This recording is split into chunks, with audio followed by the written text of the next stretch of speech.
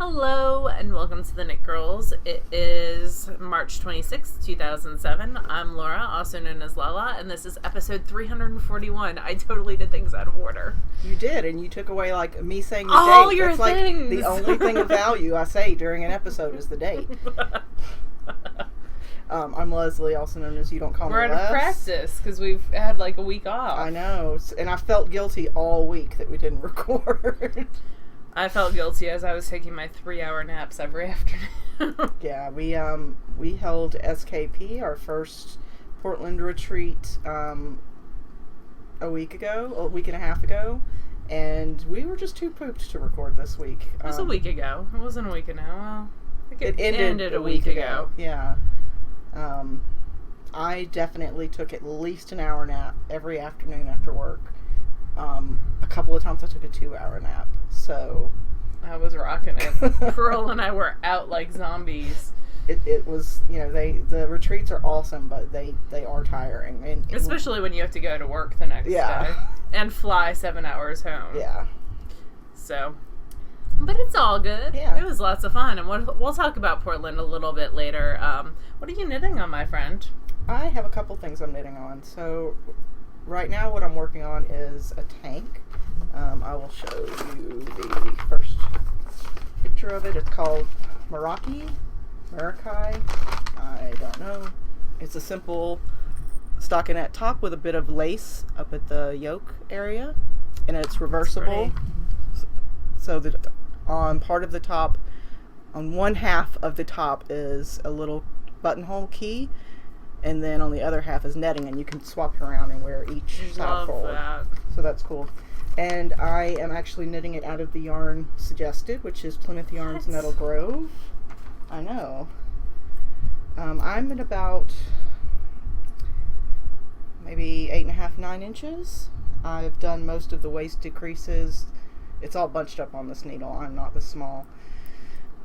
And I've got it calls to go for 9 inches and then start your bust increases. But I actually want it to hang a little bit lower, so I measured earlier, and I think I'm going to do 10 inches and then do the bust increases. So right now it's just simple stockinette, with decreases every half inch or so. And I've got little bulb stitch markers that show every decrease. How dramatic are you doing the decreases? Oh, it's just 4 decreases over on a row.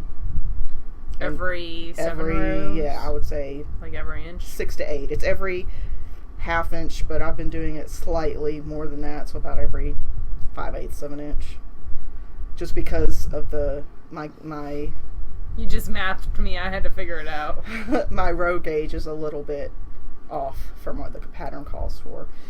But it's not a whole lot of shaping, so I'm not super worried about it. If it was a very fitted item, I would be much more careful with it. And it would still come out wrong, probably. But, because Gage is a dirty liar. It's a total liar. So you're doing gray for the bottom. Are you switching colors for the top? I am. I'm using, and it's still packed in my suitcase, like a coppery red pretty. color. Vicky from House of Yarn, they had it in stock, so I put it aside and made Laura call and give a credit card number because there are perks to our friendship, and one of them is that I don't make unnecessary phone calls. The other thing that I'm knitting is a byproduct of being in Portland. So, that's the only perk she gets. While we were in Portland, Hohi and Vera, they really pack a lot into their time in the States.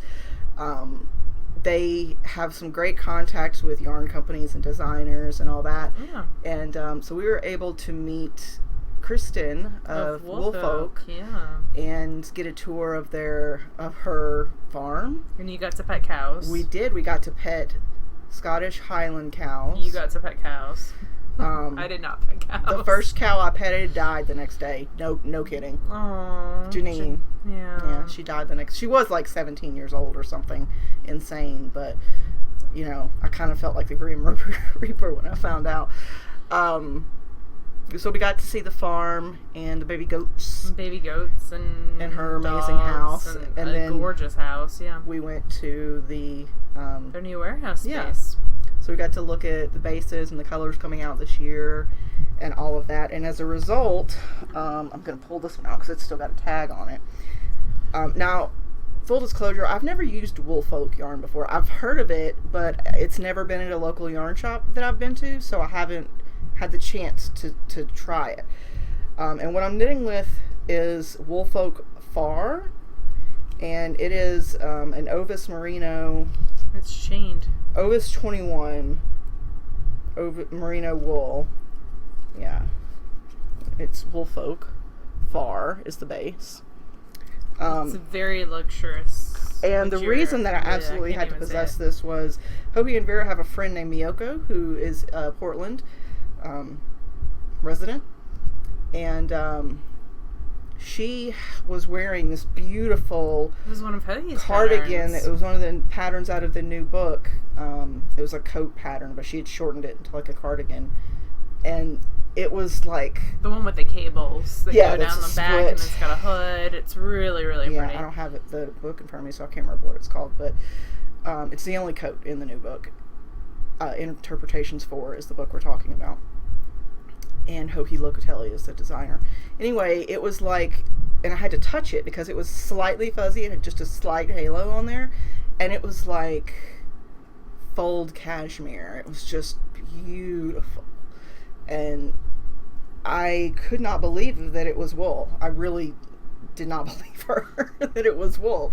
And it was Woolfolk in that far base. So when we went to the warehouse space, I got a couple of skeins. Well, I got more than a couple. But what I'm using right now are just two different of the solids. Actually, that's all they carry are solids and marled, but they're still solids just twined together. Yeah, they do a lot of great neutrals. Mm-hmm. And I'm knitting the Z hat. It's a brioche, just sort of a wavy brioche. I just wanted something simple because this yarn is so unbelievably decadent. Like I'm intentionally going slow because I'm afraid I'm going to breeze through it. And then you won't have it anymore. And then I won't be knitting with it anymore. Aww. But it's just amazingly soft. So amazingly soft. It is a worsted weight, and it comes in, let's see, I think 140 yard put-ups. 142 yard put-ups. It's about $19 a skein, so the cost is higher than, you know, your typical Cascade 220 or something, but it is absolutely worth the value. I can't say how well it wears only because the cardigan that Miyoko was wearing that was made out of this was relatively new. Like, mm-hmm. she'd worn it several times, but it was still relatively new. Other people have said it wears really well. I just can't attest to that personally. But it is freaking unbelievable. If you are looking for like a little pick-me-up or a little reward for yourself for something, you should definitely check out Woolfolk Far. It is so soft. It's perfect for accessory knitting and full sweaters, but it would be a hefty price, hot price tag for a sweater, but it would be great for like a cowl or a hat just to try it. And then go from there. But every time I'm knitting with it in bed and Michael's laying beside me, I'll take this and I'll just rub it on his face. It's super soft. He shaved his beard. No way. Yeah, he came out of the bathroom and I was like, oh my god, you look 10 years younger. Because it's been over a year since he's been without it. Anyway, I feel like I've talked for a year. This is Bazzi. It is a pretty simple brioche pattern. It is a paid for pattern. I think it was like $3 or $4. And very clear, easy to follow. I'm only about a little under halfway through. But it's so soft. Oh my god. It's gorgeous. She kept rubbing on me when we were flying back. Yeah, too. I did. Like, I feel like I have to share it. It's that nice. Aww. So those two items, is that it? That's all I'm working on, yes. Okay. So I have a pair of socks that I'm working on. I actually have two pairs of socks that I'm working on. And I finished a pair of socks, so I'm like sockrific right now. Oh, you did? And you don't even have them to show. No, because I gave them away. And I knit a brioche hat, and I gave that away too. But I have my sweater to show. So looks can be deceiving. She's actually finished a lot more. But whatever. So these are the Flintstone socks. This is number 2. I just started the ribbing. They are going to be a pure afterthought heel where I cut it. and do the heel. And the reason for that is we were out to dinner with Susan from A Good Yarn, and I was about ready to do the heel, and I was like, man, I can't decide on my heel. And Leslie was just like, you're not going to be able to do a heel while we're at SKP. You need to wait. So I am one color. So like 4 rows away from being done with these, and then I need to cut a stitch, and put in afterthought heels, and then these will be done actually pretty much on time. I might be able to do that tomorrow. A heel take, I could do that. Watch Drag Race. Yeah, we could totally do. I could do that while I'm watching Drag Race. I'm knitting them on size 0s. This is the Flintstones colorway of Desert Vista Dye Works. This is for her sock club. This is month 3 for me. My goal is to make it to month 6. We'll see. My goal should be to make it for the whole year, but I don't know. That's 12 pairs of socks. It is. But you know what? That's probably the only way I'll knit 12 pairs of socks in a year. Just like pummels out 40 pairs of socks in a year. So our friend Jess, who's also a moderator on our Knit Girls board, she does like at least 2 pairs of socks. She's doing 2 pairs of socks a month because she's doing the Desert Vistas, and she's also doing Gail's art. She does her sock club links, and so she's never missed. She's been in the sock club since its inception, and she has knit every single pair. She's never missed a sock blank. So she's pretty incredible, that Jessica. This is hanging out in my Fat Squirrel National Parks bag, which I got tons of compliments on by random librarians at my meeting on Friday. Because I was knitting at a librarian's meeting on Friday about maker spaces. So then the lady used me as an example for maker spaces. Anyway, so that's the first thing I'm working on. I love being made examples of. In a positive way. Yes. Well, yeah, because I do like a makerspace type thing with my... I don't like calling it makerspace. It's more like cooperative learning, but whatever. The other thing, so I was going to a hockey game last night. We have a local hockey team in Mississippi.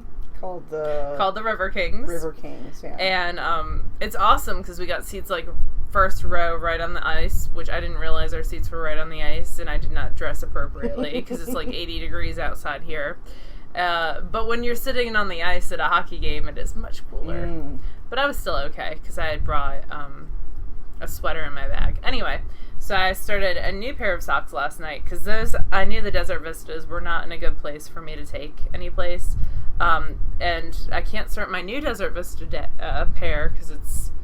You have to wait until the month. I have to wait till Saturday to do that, when the month switches. So, these are HD yarns. This is old stash. And I'm using, who has the right cords? Chagu? Chagu. Their interchangeable set, their sock size interchangeable set. Their size 0s. And it was already caked, which made it great for me to grab because their yarn comes already caked or balled. This is old, so it was caked and not balled. And it's hanging out in a Fat Squirrel Christmas bag because that's how snazzy I am. But it's such a cute bag, and the inside matches my yarn almost perfectly. I'm just doing... these are going to be a Christmas gift. I'm getting Christmas gifts done early. You are. So you're amazing. It totally makes sense that it's in a Christmas bag, not that I was just super lazy. So, HG yarns, they're found on Etsy. I don't know what the colorway is. I'll get that for y'all. And it's just going to be plain, simple stockinette socks. Nothing too incredible there. So that's the second thing on my needles. And those are the 2 things that have gotten, a lot of active progress, I would say. All of my active progress this week. The other thing that I've been working on has been swatching. So the cool thing about SKP was that we saw a lot of people in sweaters. Yes, way more than we ever see at SSK, but that makes sense because SSK is in Nashville in July, and only the truly committed wear sweaters in 103 degree humid weather. Yeah. So this is actually my second swatch. I unraveled my first and just re-knit it using the same yarn because I'm going to be really, really tight on yarn, so I wanted to do that. This is going to be for a worsted boxy. I took the boxy class with Hohi, So this is the swatch, which will probably lie to me, but whatever. It's done. I'm getting the correct gauge with size 8s instead of size 9s. My 9s swatch was too big. My 8s is just right. So it's been washed and blocked, and I actually really dig the fabric. Is this the Malabrigo? Yeah, this is old Malabrigo. Someone gave this to me, and I cannot remember who. They gave me 6 skeins, and I've always been like, what am I going to do with this? Because it is fairly variegated. And it's a single ply yarn, right? It is a single ply yarn. So I'm going into this. I mean, it'll probably pill under the arms. I've seen sweaters off Malabrigo before that have been super pilly, so I'm going in knowing this is going to pill because it's on a super loose gauge. Okay. So when you have a super loose gauge, there's more space between the stitches. Right. And there's more room for your stitches to move around, and that equals more pilling. It's also merino, which is a short staple fiber, more prone to pilling. And then it's a single, which always pills. So I'm looking forward to using my gleaner lots. The pattern actually calls for Rios, which is a superwash plied version of this yarn. Yep. But, well, I wouldn't even say it's a version. It's a superwash plied worsted weight yarn. By Malabrigo. In similar colors. So this is kind of crazy, but the boxy itself is not super crazy, and I figure if it does not work, then I have a good, like, warm around the house do stuff sweater. I cast on the wrong number of stitches. I've done it 3 times where I haven't had enough tail, and I could use 2 balls and be going off of 2 different balls. But I was like, I don't want to do that because I'm going to alternate once I get past the ribbing. So I'm going to undo this and then cast on, I think I'm short like 6 or 7 stitches. I could fake it, but I don't know exactly how many stitches I have on here right now. However many you're short, just kind of place a marker and start at that point. Yeah, or I could just do the ribbing and then increase out. But it's also like a super tangled mess, and I don't know how many stitches I have on there, and I don't feel like counting, and I should have put a marker every 50 stitches as I cast on. That would have been super smart, but I didn't. So when we're watching RuPaul's Drag Race, I think I'm going to I feel like counting's a bad idea while we're trying to Oh, watch the that's fabulous Ru. And Lady Gaga. Yeah. Laura and I. And she comes in like she's one of the members. Oh, really? And I think at first they think that she's a drag queen. Yes. That's like cool. Laura and I are avid fans of RuPaul's Drag Race, and the newest season started a couple days ago, and we haven't watched. We sort of made it a pact that we're going to watch them together this year. I don't know if Laura knew that, but we totally are. So when we're done recording, that's on the agenda. And this is a Bink Waffle bag. And this is an exclusive print for a good yarn. In Sarasota, Florida, yeah. Yeah, she's got a retreat coming up, I believe. I wish I could go. It's got like Susan B. Anderson and some Ann Budd and some other really good people. Pinka, that's not it. No. She's had her to teach, though. Oh. She's got a Miss Babs Trunk show going on right now. Oh, yeah. See, I just need to go visit Florida and go to Harry Potter Land. Let me put that down in the notes, her retreat, so that we can send her some love. A good yarn retreat. Yeah, that looks like fun. We might have to go one year. Yeah. Except it's during testing season. Yeah, that is hard. So it makes it, I can't take days off during testing. Although I am sneaking out to take Pearl to the vets. But they rearranged testing for me. Aww. So that it starts the next day. That's so sweet. It is. It's super sweet. I haven't decided if I'm just going to call off for the whole day or if I'm going to, I want to save my personal days if I can. Yeah. I had a bookkeeper and she just left and she told me to take it as like a sick family day and just do like an hour and just take it as sick family, but we're getting a new bookkeeper and I don't know that that's going to... Yeah, I don't... That's bending the rule. Like, dogs are family. I'm totally on board with it. But they're not legal dependents, so... So, the federal government doesn't see that as much, so they're not going to let you deduct Pearl. No, but I just want an hour to take her to the vets. We'll make it work. I also have to go take her to get her booty shaved. Her puppy pantaloons will be no more. That's good for her, though. Especially in the summer. Yeah. So, anyway. More about my life that you probably needed to know. Pearl is her Sorry. dog, by the way, not her kid. That's true. I'm not sure why you would shave a kid's butt. Maybe it was super hairy. Let's move on to a different topic. You have a finished object. I do. I have finished. That was a very smooth segue, by the way. I am the queen of very smooth segues. I finished my March Desert Vista Look at you. socks. This is Somebody Loves the Knit Girls. I did a simple top-down sock with a slip stitch heel, nothing over fancy. These are not for me, so as soon as I take a picture, I'm going to mail them off. Does the person know that they're coming? No. Oh. In fact, I have to make sure I have the person's address. But I'm going to try this You'll year. have it in previous SSK info There you go. on your Google Drive. I'm going to try, as I do this, I gave away January's socks. I kept February's. I'm giving away March's socks. I'm going to try to do that for as long as I do the club. Like Laura, like my main goal is to make it to 6 months, although I really would like to do the whole year just because I never finish anything. I wish Susan would count us as one person. That would be amazing. Everyone else thinks that we're the same person. I think that should count. I knit a sock, you knit a sock, I do 1 month, you do the other. We couldn't share pairs of socks. Like, I couldn't knit a sock and you knit a sock because our gauge is so different. It'd be crazy. That would be crazy. But, like, you could knit 1 month, and I could knit the other. I feel like that should happen. So, anyway, I finished We're these not socks. actually doing that. This is not going to happen. Do not Susan would not hesitate to tell us no. So, these socks are done.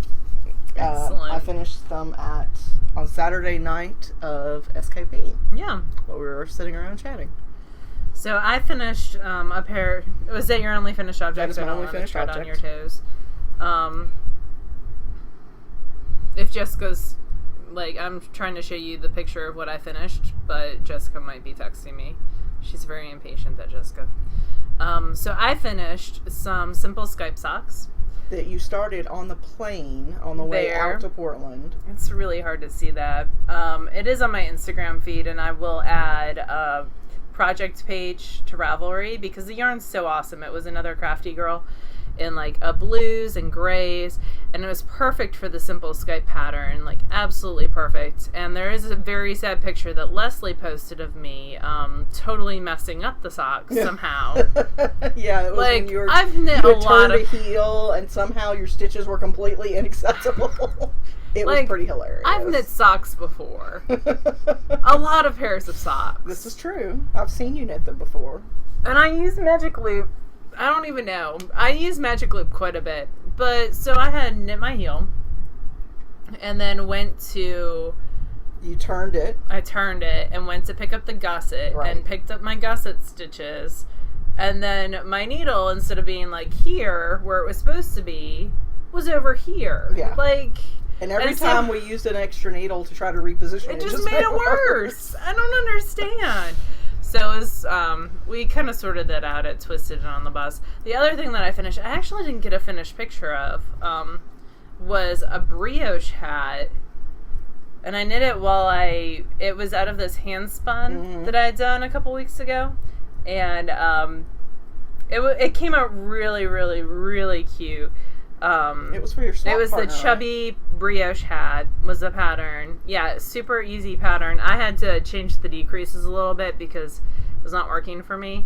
And it was out of some Hello Yarn fiber in Folklore colorway that I had spun super chunky.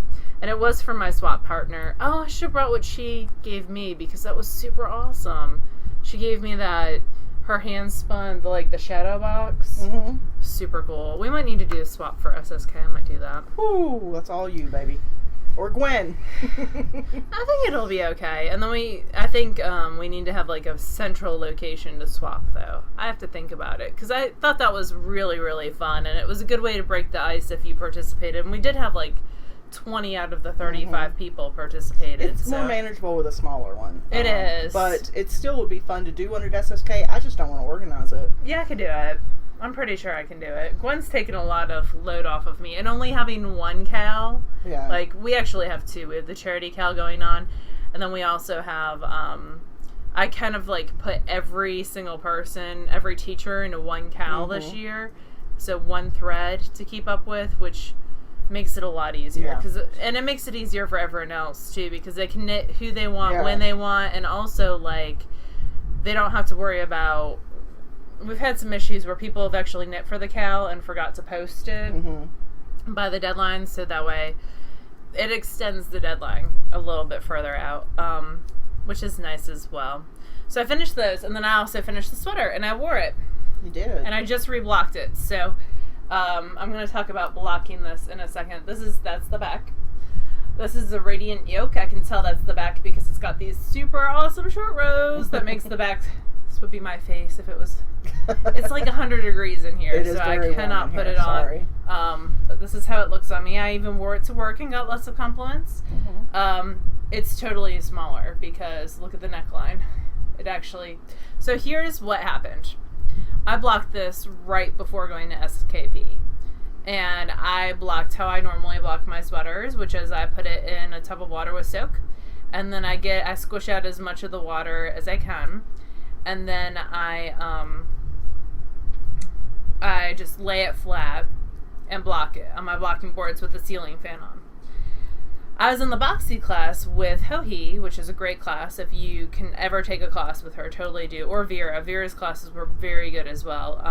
And she taught a class on yoke sweaters. We were not in a single class together.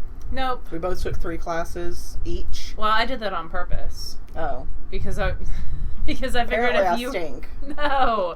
If you're in a class, I didn't want both of us to be in the same class. Plus, you and Gwen were in a lot of classes together. Like, Gwen wanted to take the same classes as you did. So... Whatever. Anyway. So in the boxy class, how he was talking about making sure that you keep the weight of the water in your boxy and not spinning it out, because the weight of the water will actually make your garment bigger and loosen it up. And this came out... Go back. Say that again. Okay. So, let me back up. This, when I was wearing it with Hohi, it's a little bit big. It was a little bit big. It became more of a... It grew. It did grow, and it became, like, it was more, Like how cotton will stretch after you wear a t-shirt. Yeah, but it grew to, like, what's that length? Tunic length versus me length. I'm going to not put this on me anymore because it's really hot, and it's a little bit still damp from the second blocking. Anyway, so Hohi was talking about blocking, and she said when you block the boxy, it's really important to wet block it and make it so that you're not spinning out the water, because the weight of the water will actually cause your garments to grow bigger. Does that make sense? And that's the goal, is to make them grow bigger? For the boxy it is. Okay. But for this was not my goal. So I got to thinking, and I was like, if I spun out the weight of the water, like if I spun out all this water, then I bet you when I block it, it'll be smaller. And that's what happened. I still feel like after you wear it, I don't, like, I hear what you're saying, but my concern is that if the wool grew to that length, just changing the way you dry it can't possibly change the characteristics of the wool. Well, because when I spun this out, I probably lost, like, it was constant, I probably lost 4 pounds of water. But you lost that water before you wore it at SKP, though, too, because it was dry. Yeah, but it stretched the fiber out as it was blocking. We should let's do an experiment. Can we? I'm not certain. So, we need to do it with something big. So many jokes. But if we had, like, 6x6 swatches of the same yarn, and we just soaked one, and then just squished out the water in a towel and blocked it, and if we spun out the water, what a difference that would make. I think it's the difference between, like, wet blocking and steaming almost. Maybe so. I'm not certain how, like, once it's dry. Let's do an experiment. Why would it be different? But I don't presume to know everything. Experiment. Okay, but let's finish the show first. Well, we'll have to knit swatches. So anything else you want to talk about with your radiate? I'm trying to think what else. It's going to go live with Amy of Ross Farms until SSK. As a booth sample. Yeah, I'm going to send it to her. So hopefully she probably won't get it in time for DFW because DFW is like this coming week. I'm going to send it, but maybe at Flyaway. Oh, maybe. Jess could see it at Flyaway. And then she could take a picture in front of it, and so people could wonder why people are taking pictures with your sweater. Oh, my. So spinning, though. You did some spinning. I did do spinning. I think that's all I had to talk about with the Radiate. I really enjoyed the pattern. Oh, the other thing is I'm going to knit it again. And one of the modifications, how he and I were discussing was, so I have like disproportionately small arms for my size. Does that make sense? I've seen your wrists. Your wrists are smaller than a baby's ankle, and I hate you, so yes. So my arm circumference, when you look at patterns that are, what's it called when you size them up? Well, they're calculated based on craft yarn. Yeah, there's an actual word for that, though. Anyway, not... Graded, yes. There we go. When you look at patterns that are graded for like size 46, the arm circumference is always way bigger than what I need it to be. And even though I decrease it at a more rapid rate, I think we talked about that last time, it still stays a little bit loose. And I don't want my arms like super tight because I'm going to wear like a long sleeve t-shirt under it, but I don't want like with these, there's like a 4-inch like that around my wrist. So we're talking about how I could go down a size and just keep the numbers for what would be in the bust the same and the back the same, but do smaller sleeves. So when I divide it, make that the smaller area. Yeah, she also mentioned. So I'm going to play with that a little bit. If your, busts and arms are disproportionately according to the craft yarn, whatever numbers, you could also rearrange how many stitches you put on for the arms versus the chest or back. Like if it says to separate for the arms and put, 100 stitches on the front, 100 stitches on the back, and then 40 on each arm. There's no law that says you absolutely have to do that. I mean, you'd have to change how you did your increases, but if you have very tiny arms, like circumference-wise, you could do, 30 on the arms and 110 on the front and back. There's no law that says you absolutely have to follow the Raglan guidelines. So, and this is yoke, not Raglan, but the same goes for Raglan. Yeah, concept. Yeah. So that was interesting. We learned stuff, y'all. It was awesome. So spinning. Yeah, I did spin some on my ladybug. I am spinning Hello Yarn Waterweed, which is very dark. It is a dark green and a navy with some blues in it. And it is an SSK from last year's spin. Someone hand spun from me, and I know I'm just getting to it now, but it'll be really pretty. That's why, like, people PM me asking me why I don't sell my hand spun. This is why. Because I am terrible at finishing projects. This is a black silk merino blend, which is super, super cool. And I'm enjoying spinning on the bug. This is an Acreworks bobbin. Let me see if I can get it. So it matches quite well. But yeah, I'm enjoying spinning that on the ladybug. And I have the second half probably halfway through. So I think I have around 3 ounces. I still have the bobbins that I spun here with you. Those to ply. I had to get out the mini spinner to ply those. And hopefully I'll have this supply. So my goal for every month is to spin a pound, and I've spun 8 ounces so far this month. Yeah, but you did have a retreat across the country. Yeah, so, and I was trying to get a sweater spun, knit. But I'm going to I might spin 2 bulky spins this week. We'll see. Don't know. I started playing with the Country Craftsman wheel again, too. Which is fun. It's been living with Mom since SSK because it needed some tune-up, suggestions that Maggie Casey recommended, and Mom helped with that. And it's working now. It's got wee little bobbins. I'll show them to y'all last week. I can't spin. It's only got one bobbin. Are you a time it's from traveler? the 1970s. I'll show them to you last week. Or That's what you just said. next week. Oh, stupid time travels. Oh, stupid time travels. So I'll show it to you next week. Hopefully I'll get a whole 2-ounce bobbin filled. I'm using bits and bobs from Hello Yarn's patchwork kits. So that's it for me. Have you done any spinning this week? I have not. Okay. So we are not doing a book review this week. We do have some things to review that we picked up in Portland. Because I bought a lot of books in Portland. She has a lot of books pretty much wherever she goes. That's true. So I purchased the new Cocoa Knits collection, and the sweater book. That was Cocoa Knits. And there's a new magazine that does local interest knitting by wise. hand, I think. Yes, and they did Portland, Oregon, and Portland, Maine, and I have both of those as well. So that'll be fun.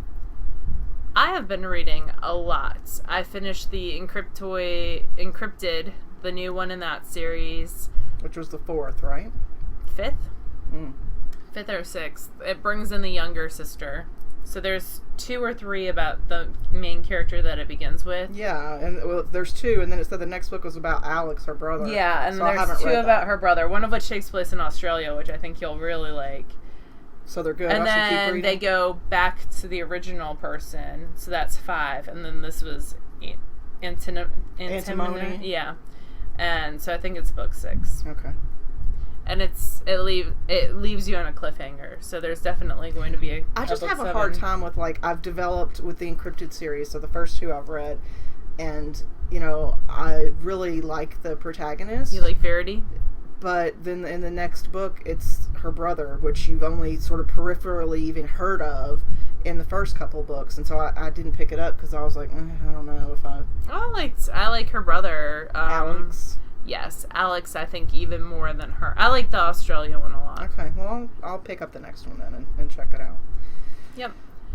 I finished those, and then I finished Hideout by Watkey, which is a young, like a middle grade. Watkey does a lot of nature-based fiction. So in this one, the Hideout, the main protagonist just got a boat for his birthday. It takes place in Mississippi, and the rest of Watkey's, I believe, take place in Alabama.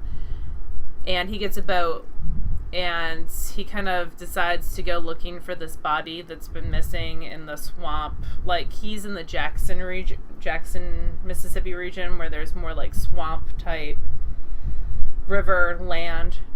And he goes and he finds a young boy in a shed instead and develops a friendship with him. And the story goes it's a quick-paced story. All of Watkey's stories are very quick-paced. He's the one who wrote the book about the hurricane that I read earlier this year.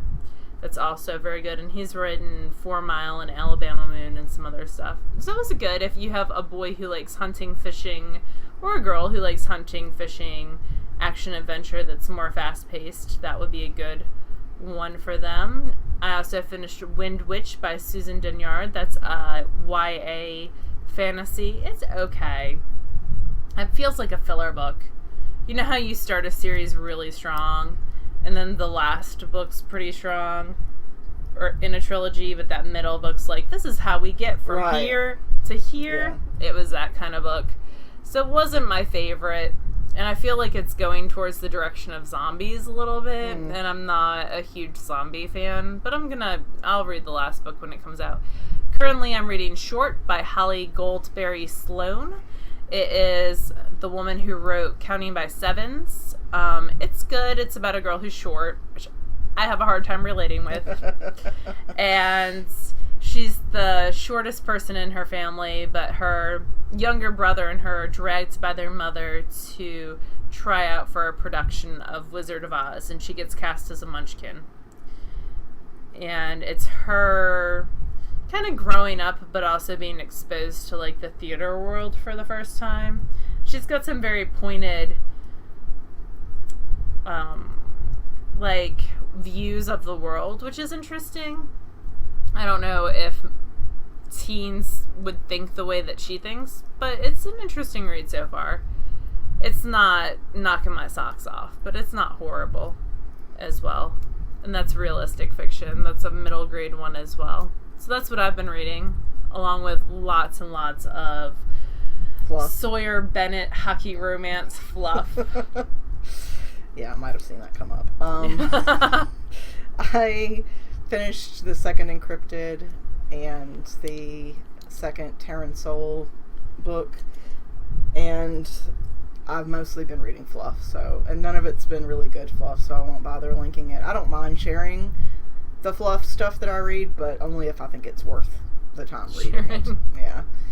So I don't really have a ton. I've tried listening to several audiobooks. I did listen to an audiobook called Spellmonger, which is the first by whoever this author is.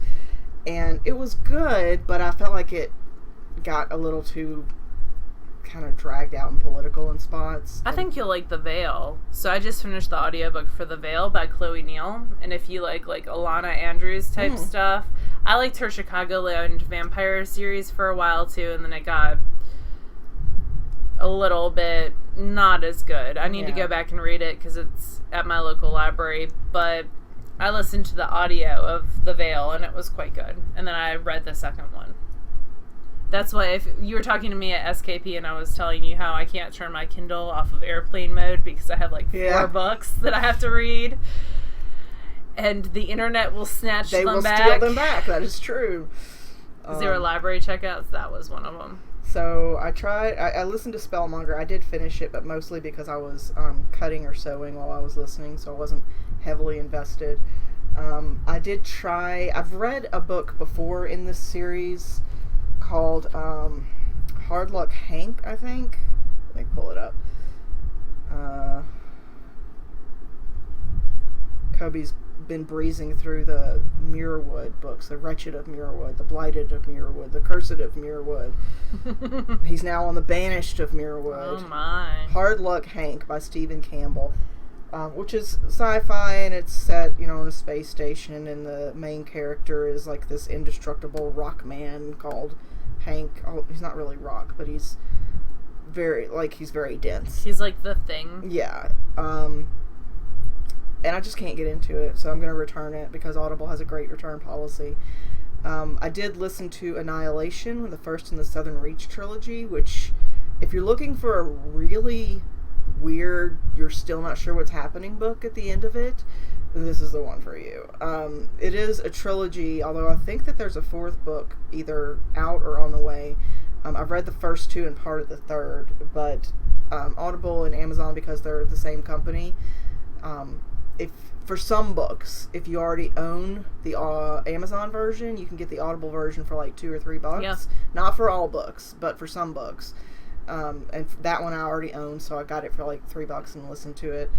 Audible also does a deal of the day where they have books for $3 every day. Sometimes I've gotten, usually I forget to check, but sometimes I've gotten good deals there, and a lot of times when I check, I already own the book because it was a really good one, so it's already too late. But I just got one of the April Henrys, which is a YA murder mystery on there to listen to, because it was $2, and that way I don't, there's always a wait for it at my library, so this way I don't have to fight the children for it.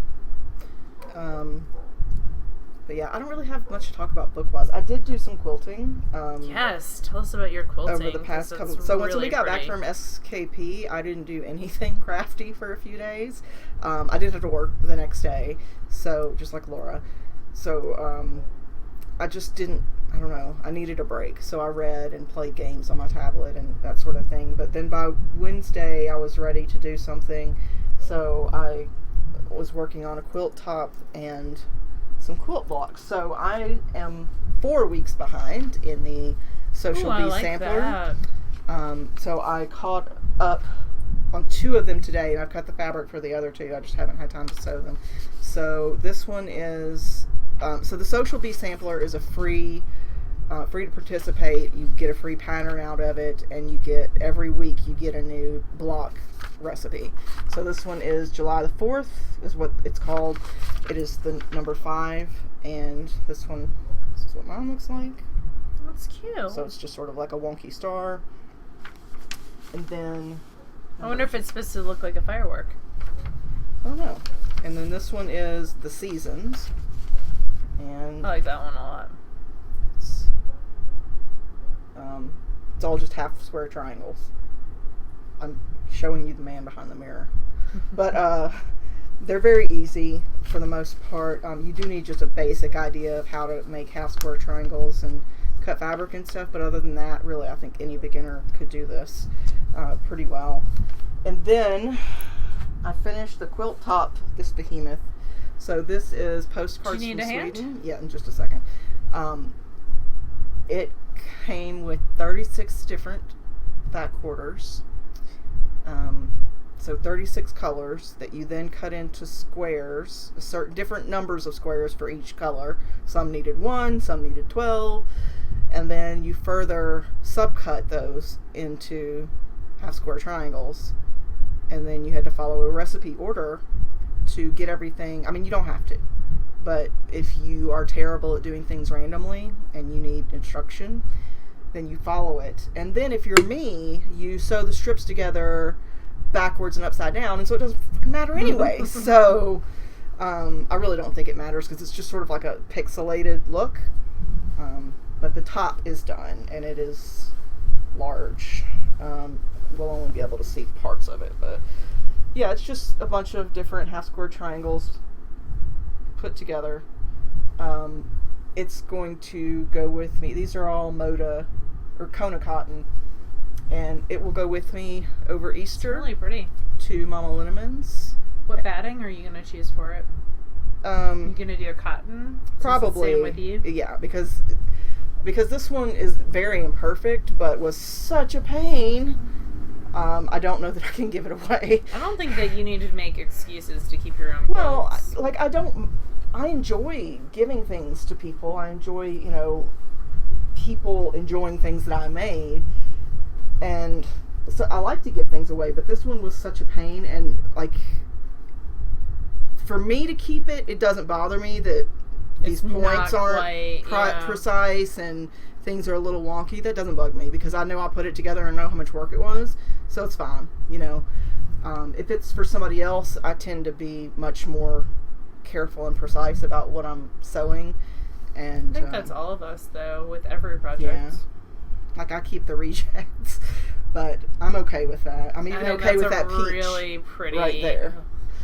I think that's a really pretty reject to keep. So, I would use the word reject with it. I've got about 30 or 40 leftover half square triangles. Ooh. And plenty of fabric left, so I'm probably going to make a couple of couch pillows. Yeah. Or something, because you could incorporate those with other fabric and do something else. I could, but I want to test out what quilting method to use, and I figure pillows is that's a good plan. Easy, I just sew 16 of them together or whatever, and then try out a quilting method and see if I like the... That's a good way of doing that, because you'll be playing on the long arm machine for the first time, too. So I got to figure that out, but yeah, so that's it for me. We do want to draw for the Gales art. Have we done that yet? I feel like we did. We totally did not. This is what happens when we take a week off. Oh, yep, here we go. Ooh, there's 428 entries. Excellent. All right, let me go up to the top and lock the thread. And locked.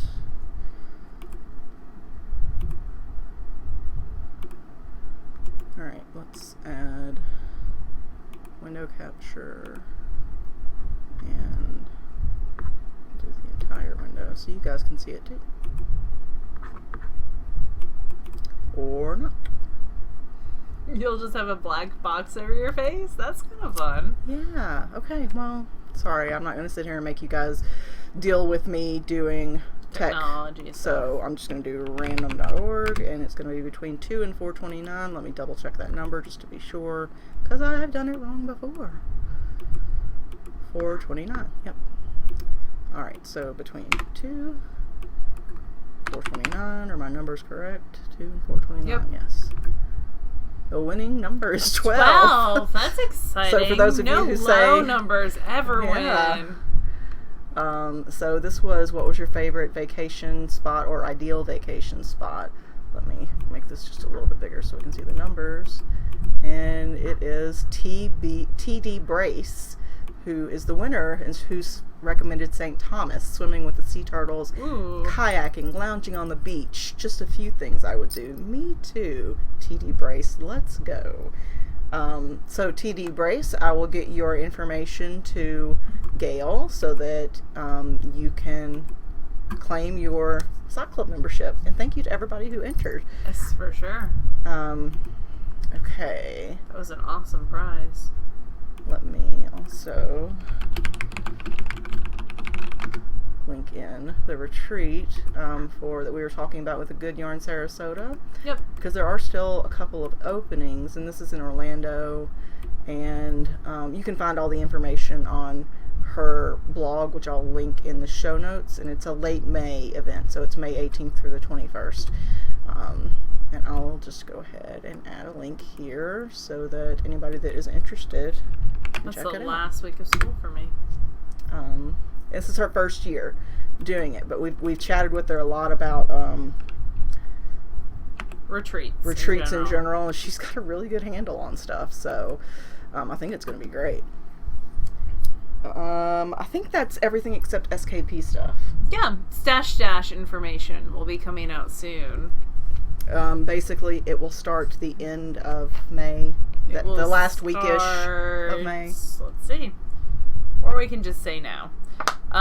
Stash Dash will start May 26th. We will go into all the details of Stash Dash in a future. Yes, probably next week. If you want a rule change, now is the time to advocate for a rule change. We'll open a thread for that.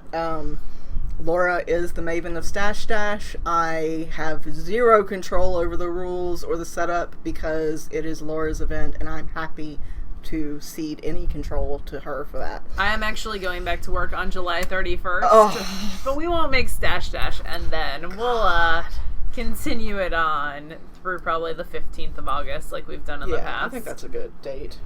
Yep. Anyway. So, SKP. First, let's chat a little bit. We did have a meetup for We did. Portland Locals. That was super fun. Yeah, and we got to meet some other podcasters, too. Yes, Leslie, and I forget the other person's name because her name is not Leslie. It was the Naughty Knitwits, and they are both super nice and genial, and they both had on some lovely knitwear, and you sat down with one of the ladies did some spinning on the Ladybug, right? We did. I love my Ladybug, so we were talking about different features of the Ladybug, and we talked about that a little bit, which was super fun. Yeah, they were very nice, and I've added them to my list of if I ever get a minute to watch a podcast, I'm going to check them out. Yeah, definitely. I heard really good things. And I keep thinking about getting an Apple TV so that I could put my podcast right on there and watch it. Yeah. Maybe, someday.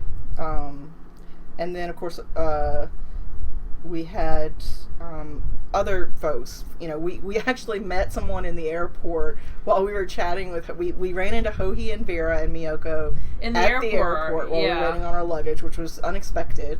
And awesome. And as we were chatting with them, I think Laura was knitting or somebody was wearing knitwear, or we said the word knitting, and there was a lady a little ways off who was like, "Oh, were you talking about knitting? I'm a knitter." And I said, "Oh yeah, we're hosting a little retreat and all that." And so I told her who we were, and I said, "Are you on Ravelry?" And she said, "Well, my sister is." And I used hers, and I was like, "Oh, you got to get your own." So I gave her all of our information, and she ended up coming to the. Did she? Yeah. Oh, that's cool. Her and her sister ended up coming to the meetup, but we met lots of lovely folks at the meetup at Twisted. We brought some gourmet cupcakes from... We did. They were delicious. Cupcake Jones, we even had vegan and gluten-free, which Laura and I stayed away from because I like the full-fat, full-sugar version. And Gwen likes gluten-free, and so does Hohi, so it all works out. Yeah. But yeah, we purchased some things and had some... help from the folks at the shop, especially Arwen.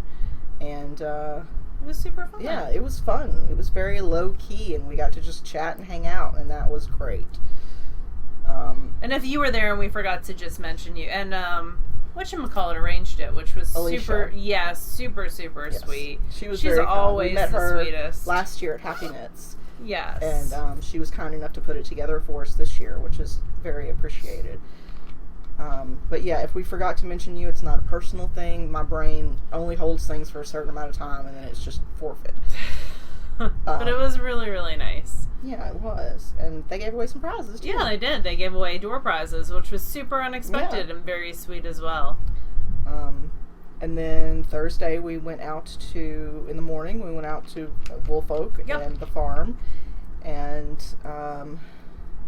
in the afternoon, we just sort of came back and chilled for a little while before we did check-in. And then we did check-in, which was awesome. It's so much easier to do goodie bags and check-in for 35 people versus 150 people. It took us 20 minutes to put together goodie bags. It was really nice.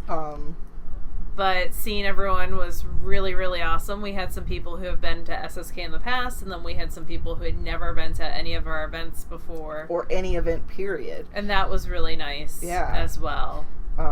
We had a pretty good mix. I was a little bit afraid we were going to have too many SSKers, and I don't mean that in a negative way. I just mean, like, we want to constantly keep new people coming to this. Yes. Not because we don't want people who've been there, but we just don't want it to become a closed community. We want, new people to feel welcome. So, and everyone was very welcoming to everyone. So that was lots of fun. Yeah. We got to hang out with, it's such a different event where we got to actually spend time sitting with people and knitting. I knit a pair of socks, which totally would not happen. Would never happen at SSK. Maybe 2 rows on a pair of socks at SSK. It was a much lower key event. And then Friday we had a cash bar, which was nice as well. We had poor Trevor.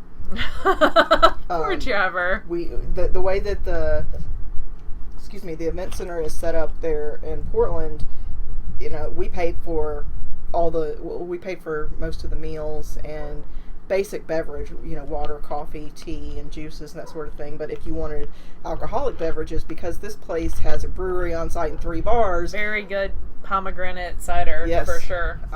We had like a no-host bar service, so you could order drinks as long as you were willing to pay for them. And the gentleman who was assigned to us for most of the time was Trevor. And he took all that flirting hard. Like he was very gracious and funny and kind and with all these Teresa people. made him turn red several times. Yeah. And then at one point we should we tell the Kim story? Oh no, let's not. I don't want to embarrass her. Yeah, we might have surprised people a couple times. But it was... That's what you get for looking into closed rooms. It was fun. Just saying. Hohi and Vera were, I think, perfect for this event because they're really good friends, and that's clear. And they design similar enough pieces that they each have their own voice, but they work together. Yes. And that's why interpretations work so well. Yeah. The lecture was great. Yes. That was Friday night. So... going in chronological order, because that's how otherwise we're going to forget stuff. Friday morning we had classes. Yeah. I sat in on Vera's shawl shape class, which was amazing. I got to see a lot of shawls that she hasn't even published yet, which was super cool. And I sat with Teresa in the back, which is always entertaining. And A.E. Hull was at our table as well, which was lots of fun. And then Friday afternoon we did a yarn shop crawl. We went to 3 different shops. I was a little bit nervous that we were actually going to be able to get in and out on time, but we did really well. We did really, really well. We went to Dublin Bay, who had Hedgehog, and everyone kind of swarmed the Hedgehog. Like, you could tell we're fingering what yarn was, because that's where everybody went. They had Jameson and some other really cool stuff as well. And then we went to Knit Pearl. Which was sort of downtown-y kind of area. And there was a cheesecake place. Was it cheesecake? There's a place, a bakery nearby that did gluten-free, vegan everything. Yeah, I didn't realize that until after I had ordered a slice of cake, that everything was vegan and gluten-free. I really couldn't tell. It was very good. I had a slice of pie that was good. They had a vegan, gluten-free, vegetable pot pie that I think I would get if I went there again, because that sounds amazing. Yeah. I need to just find a recipe for that. Anyway, and then we wrapped it up at Twisted. yeah, and then we went to Twisted again, which was lots of fun, and we bought even more yarn there. Some more Republic of Wool, because we're addicts, and you'll see those as we knit them up. And then Friday night was the lecture with Hohi and Vera about fitting sweater shapes and what sweater patterns, designs fit different body shapes the best, and they had all their interpretations collections there for people to try on, which was super cool. Yeah, it was really nice to see a lot of those designs in person. Yes, and try them on, which was super fun. And then Saturday were 2 classes. I took the boxy in the morning and then yoked sweaters in the afternoon. I did stripes in the morning with Vera and found a totally new way to do stripes in the round with multiple colors that I can't wait to try out. And yes, I need you to teach me that. And then in the afternoon, I took, it wasn't color theory, it was multicolor projects with Hohi. And it sort of made me want to come home and wind all my little extras and leftovers and do something with them. I haven't yet. Amazing, yeah. But I still have all the materials from the class, and it was a very good class. I left very, very inspired by all the knitwear I saw. All the I would just go up to people and be like, "Let me try on your sweater that you're wearing right now. Let me try it on because I want to try it on." You've got a bra on, right? We're good. We're good. Go in that closet right there. And we had Minerva Turkey had a gorgeous sweater that I can't wait to knit as well. And Jessie had on a gorgeous sweater every day. Jessie, little hip kitty, had amazing sweaters, and I tried on someone's boxy, their fingering weight boxy, and I really enjoyed that. Eventually I'm going to do the V-neck fingering weight for me, but I want to try a worsted. Hohi recommended trying a worsted as your first boxy, so that's what I'm going with. Because it's less time. Yeah. So then we wrapped it up, and Sunday morning we went out for waffles. Because we had to do one thing in Portland that was super Portland. So we went to Waffle Window. Yes. And got delicious, they had St. Patrick's Day waffles. So it was like a chocolate mousse on top of strawberries. It had nothing to do with St. Patrick's Day. No, I don't know. It was just a special. It was a waffle with strawberries, whipped cream and then a chocolate mousse. It was delicious. It was. Didn't need syrup. It was great. Breakfast of champions. And then we went to the airport and we flew back. And our flight stewardess on the way back was a knitter, and she's like, "Oh, I wish I could get to this baby blanket I'm knitting on because I have a mistake and you could fix it for me," which was really sweet. Yeah, she came up and talked to Laura, and I put my earbuds in. I was like, "Please don't engage me. Please don't engage me." So we talked for quite a while, which was fun. Yeah. And that's about it. That was Portland. Yeah. I'm sure we're forgetting super essential, amazing things. It was really nice to have a smaller group because Laura and I both made a point to sit at separate different tables at every meal. We tried to, yeah. And at in every people. class, so we got to chat with. I think we got to chat with almost everybody, which isn't possible at SSK. There's just too many people. We try. For sure.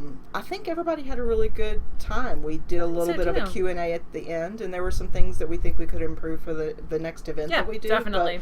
But, I think overall it was not bad for our first small event. So do we want to talk about next year now? Not yet. Okay.